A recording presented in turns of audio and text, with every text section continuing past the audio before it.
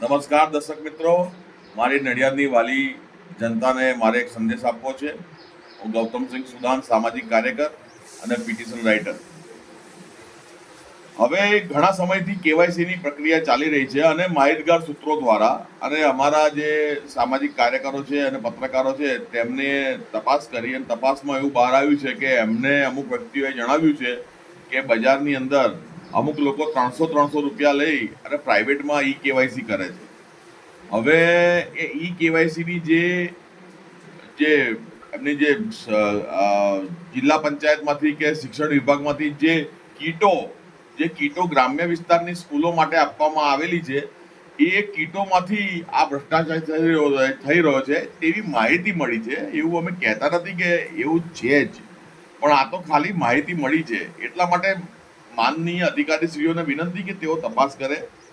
અને એવું પણ જાણવા મળ્યું છે કે અમુક આધાર કાર્ડ ઓપરેટરો જે છે તેઓ વોટ્સઅપના માધ્યમથી પોતાના નજીકના સગાવાલાઓ અને અમુક વચેટિયા એજન્ટોના કામો ડાયરેક્ટ પીડીએફ મંગાવી લે, અરજદારની વિગત મંગાવી અને લાઈનમાં ઉભા રહ્યા હોય માણસો, અને લાઈનમાં ઉભા રહ્યા હોય એ દરમિયાન એ પીડીએફમાંથી વસ્તુ જોઈ અને ફટાફટ એ લોકોનું કામ કરી આપતા હોય છે.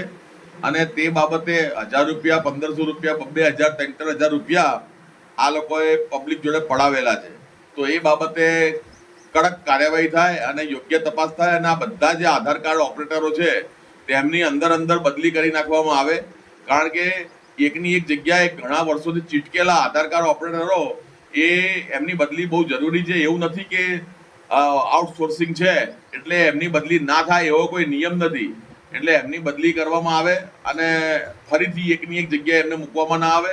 કારણ કે આ વારે ઘડીએ આ ભ્રષ્ટાચારના બાબતો બહાર આવે છે તો પછી આઉટસોર્સિંગ વાળા પણ આ રીતે અમુક કર્મચારીઓ કરતા હોય છે ગપલા. તો તે બાબતે એસીબીને વિનંતી કે એ પણ જો પોતે તપાસ કરે તો જાણવા મળશે એમને.